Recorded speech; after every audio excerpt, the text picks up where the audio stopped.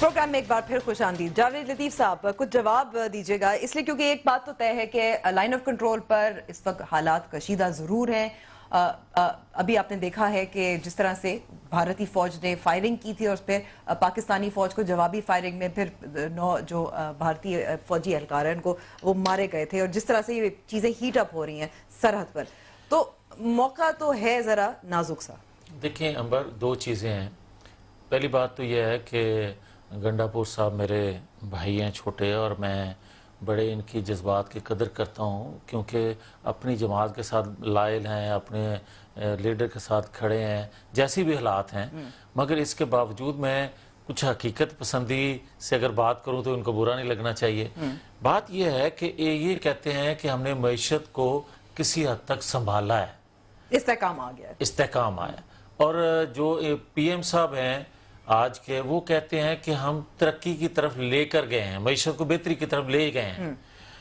اب اگر یہ لے گئے ہیں, انہوں نے سنبھال لیا ہے, تو پھر کسی سے پوچھے تو صحیح نا کہ کارخانوں کو تالے کیوں لگ رہے ہیں. پھر کسی سے پوچھے نا کہ 13% شرح سود پہ کوئی انڈسٹریلسٹ, کوئی تاجر, کوئی چھوٹا کاروباری کیا کوئی قرضہ لے کے کاروبار کر سکے گا؟ کیا میٹ کر سکے گا؟ دنیا میں گیس بجلی کے آج جو 200 گنا ریٹ انہوں نے بڑھائے ہیں, اس کے بعد بھی کیا آج جو ان کو لنگر خانے کھولنے کی ضرورت پیش آئی ہے, اگر لوگوں کو روزگار مل رہا ہوتا تو یقیناً نئے کارخانوں کی یہ بات کرتے, لنگر خانوں کی یہ بات کرتے. وزیر اعظم عمران خان نے آج جب وہ ہب پاور پلانٹ کا افتتاح بھی کر رہے تھے تو انہوں نے صاف واضح طور پر کہہ دیا تھا کہ ڈالر کی جب قدر میں اضافہ ہوتا ہے تو ظاہر بجلی کی قیمتوں میں بھی اضافہ ہوتا ہے. اچھا, اگر بجلی کی قیمتوں میں اضافہ ہوتا ہے تو مجھے یہ بتائیں کہ پاکستان کا سرمایہ دار جو ہے اپنا سرمایہ پاکستان سے لے کر کیوں باہر جا رہا ہے؟ ایک. دوسرا, مجھے یہ بتائیں کہ کون سا سرمایہ کار ان سال سوا سال میں پاکستان میں سرمایہ کاری کرنے آیا ہے؟ تیسرا میرا سوال یہ ہے کہ یہ بات کرتے ہیں کشمیر کے حوالے سے, مجھے یہ بتائیں کہ کیا 70 سالوں میں پاکستان اس حالت میں پہنچا تھا کہ کشمیریوں کی مدد اس طرح کرے گا کہ وہاں کرفیو لگا اور 75 دن سے تو آپ ان کو ادویات تک نہ پہنچا سکیں؟ کیا 70 سالوں میں یہ پوزیشن اور یہ وجہ کیا ہے؟ 75 دن گزر چکے ہیں اور ابھی تک کرفیو اٹھایا نہیں گیا. اور امر, اس کی وجہ یہ ہے کہ جب آپ داخلی طور پر کمزور ہوئے ہیں تو دشمن نے اس وقت وار کیا ہے. اگر آپ داخلی طور پر مضبوط ہوتے تو اس سے پہلے بھی یہی انڈیا تھا. یہ مودی پچھلے بھی 5 سال حکومت کر کے گیا ہے, جب یہ کہا کرتے تھے کہ مودی کا جو یار ہے. آج یہ بات بتائیں مجھے کہ ایک نیوکلیر پاور کا پرائم منسٹر جو ہے وہ بقول اس کے کہ میں 4 فون میں نے کیے ہیں, اس نے فون ریسیو نہیں کیا. یہ عمران خان کی بے عزتی نہیں ہے, یہ پوری پاکستانی قوم کی انسلٹ ہے, یہ ریاست پاکستان کی انسلٹ ہے. اور یہ وجہ کیوں بنی؟ وجہ یہ بنی کہ نااہل نالائق لوگ جب, اور یہ کسی نے پوچھا تھا گورباچوف سے کہ بھئی پوری ان کی ایجنسیاں اس ریاست کی لگی ہوئی تھیں کہ اس وقت بھی ہمیں اندازہ تھا کہ تم ٹکڑے کرنا چاہتے ہو اس ریاست کے, تو تم نے کر کیسے لیا؟ اس نے کہا کہ ہر بڑے عہدے پہ میں نے ایک نالائق نااہل بندہ جو ہے اس کو لگا دیا, اسے آٹومیٹکلی وہ ریاست ٹوٹ گئی. آج پاکستان کا حالت دیکھ لیں. آپ سمجھتے ہیں کہ کہاں لوگ جن کو لگایا گیا ہے وہ نااہل ہیں؟ ایک سوال اور اگر اجازت دے دیں, میں آگے بڑھنا چاہتی ہوں.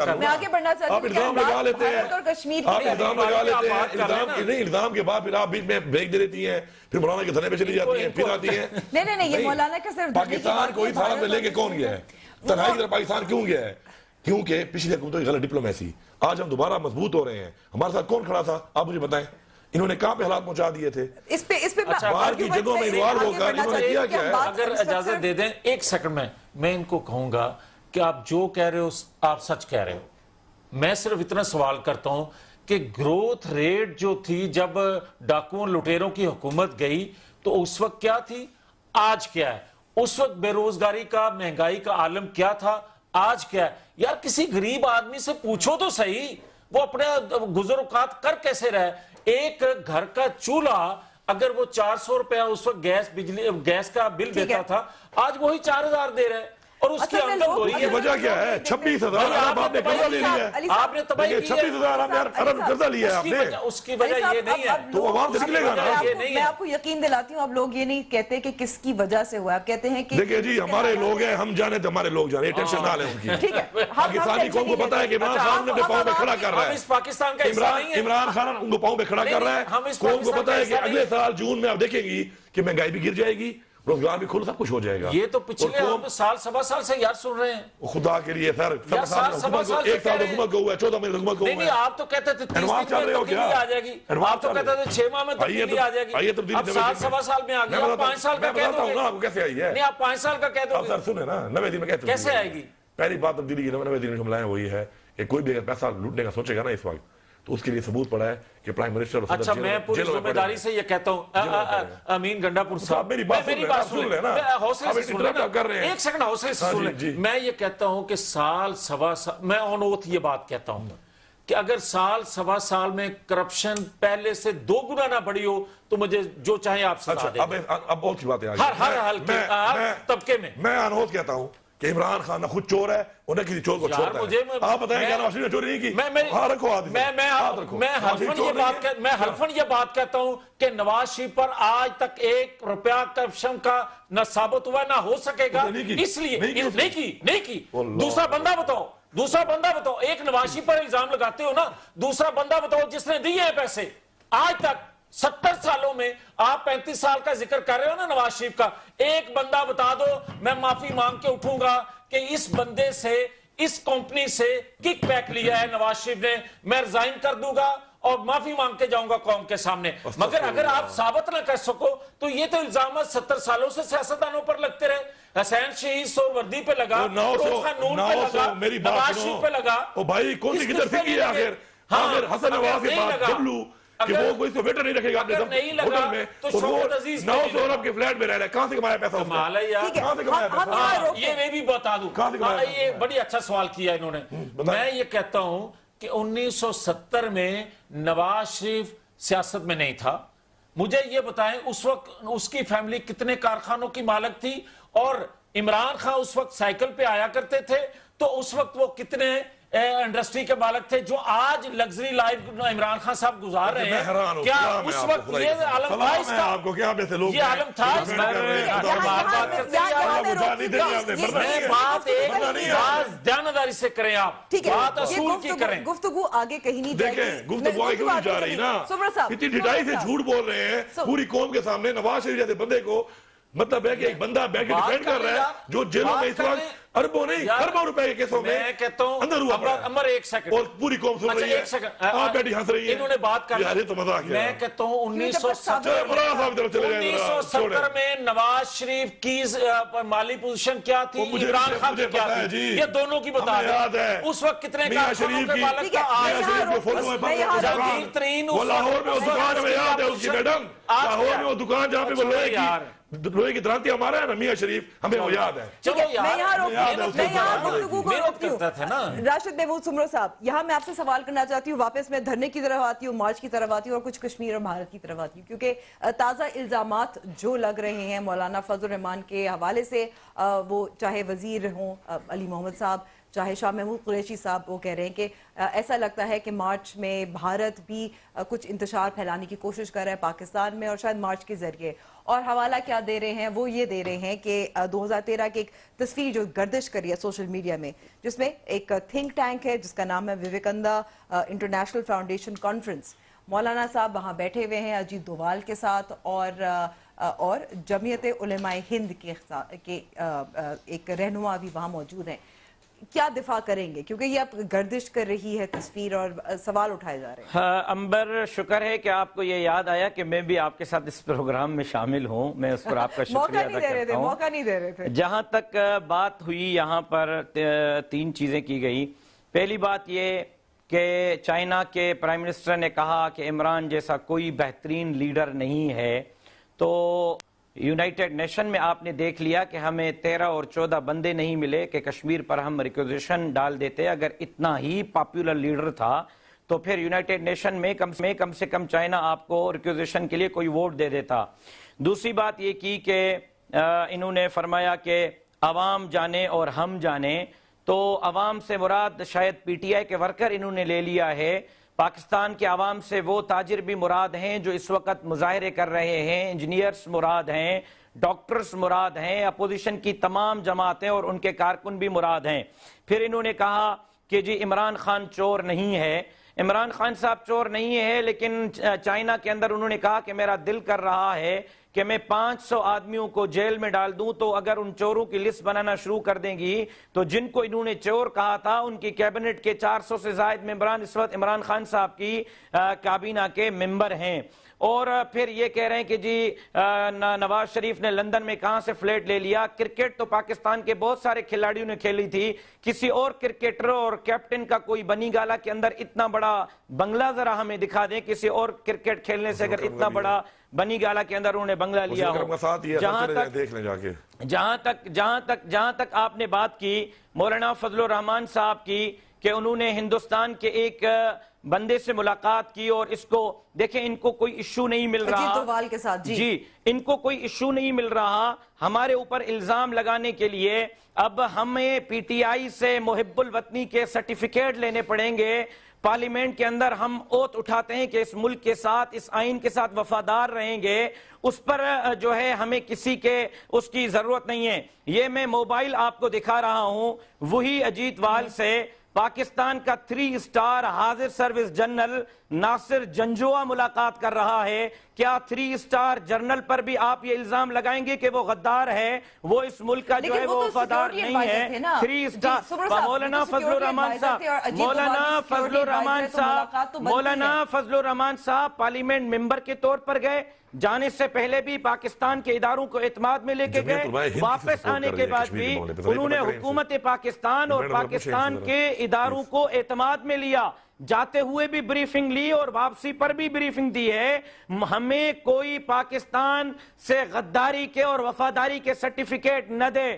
جتنے محب وطن علی محمد خان صاحب ہیں، جتنے محب وطن قریشی صاحب ہیں، اتنے محب وطن مولانا فضل الرحمان بھی ہیں۔ ہمیں کسی سے وفاداری کا کوئی سرٹیفکیٹ نہیں چاہیے۔ ٹھیک ہے، وفاداری کا سرٹیفکیٹ تو نہیں چاہیے۔ سوال نہیں کیا آپ نے ان سے کہ جمعیت علماء ہند اس وقت مسئلہ کشمیر پہ آخر مودی کی سپورٹ کیوں کر رہی ہے، اس کا ذرا جواب دے دیں آپ۔ ایک بار پھر پوچھ لیتے ہیں، کئی بار ہم 2 ہفتے پہلے بھی یہ سوال کر چکے ہیں۔ سمرو صاحب جواب۔ نہ، جمعیت علماء ہند پاکستان کی جماعت نہیں ہے، وہ ہندوستان کی جماعت ہے۔ جمعیت علماء ہند ہندوستان کے آئین کی پابند ہے، جمعیت علماء پاکستان کے آئین کے پابند ہے۔ جمعیت علماء ہند کے ساتھ ہمارا کوئی سیاسی تعلق نہیں ہے۔ 10 سال جو کشمیر کمیٹی کے چیئرمین رہے ہیں مولانا فضل الرحمان صاحب، 10 سال کشمیر کمیٹی کے چیئرمین، تو مجھے ایک تقریر دکھا دیں آپ ان کی، یا کوئی فارن کوئی مجھے ڈپلومیسی دکھا دیں ان کی کہ انہوں نے کشمیر کے حق کے لیے یا کشمیر کے لوگوں کے لیے کوئی آواز اٹھائی ہو، یا کہ انہوں نے کوئی بات کی ہو یا کشمیر کے لیے کوئی ڈپلومیسی کی ہو۔ اور 10 سال وہ بیٹھے رہے اور 10 سال تک وہ گاڑیاں، بنگلے، لسیاں اور کروڑوں روپے آپ نے وہاں سے نکلوائے ہیں کشمیر کمیٹی سے، کشمیروں کا پیسہ بھی آپ نے نہیں چھوڑا۔ اور یہ آپ دیکھیں، اگر اس کا جواب بھی آپ دے دیں، یہ مولانا صاحب نے شہیدوں کی زمین، شہیدوں کی زمین، آپ کے مولانا فضل الرحمان صاحب، حضرت مولانا صاحب شہیدوں کی زمین کو اپنے سیکٹریوں کے نام پہ اور اپنے نوکروں کے نام پہ انتقال کراتے ہیں۔ 34 کروڑ روپے کی زمین، یہ کس کھاتے میں لیا انہوں نے؟ امبر اب مجھے ریسپونڈ کرنے دیں، جواب دیں کیا ہے؟ اب مجھے ریسپونڈ کرنے دیں امبر۔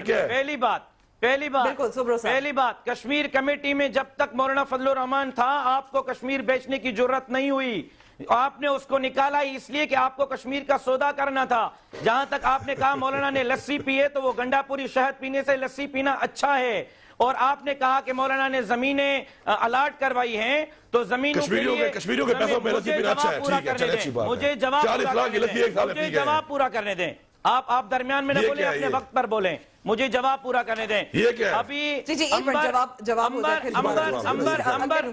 امبر ایک بات سنیں، علی امین گنڈا پور کو کہیں کل عدالت چلا جائے، حکومت میں وہ ہیں، کے پی کے میں ان کی حکومت ہے، وفاق میں ان کی حکومت ہے۔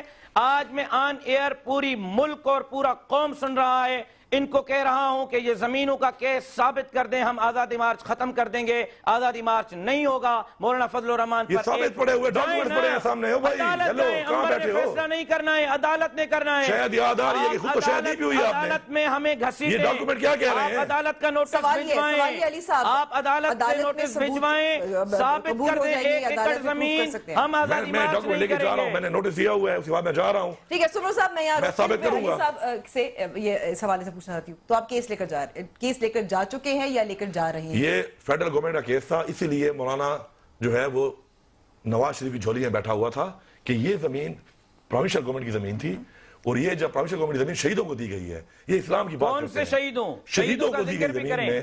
کس کے شہید؟ یہ زمین شہیدوں کو دی گئی تھی. کون سے شہید؟ میں کس ریکارڈ درست کر رہا ہوں, ذرا بات سن لو. میں سوال کر رہا ہوں آپ سے. یہ آرمی کے شہیدوں کو دی گئی تھی یہ زمین. جی اب اس آیا میں آپ نے اپنے نوکر, اب آپ میں لائن پہ آ لائن پہ گئے. نہیں, آپ لائن پہ آئے ہوئے ہیں. اب آپ لائن پہ یہ آئے. آپ نے لی ہے زمین, میں نے نہیں لی.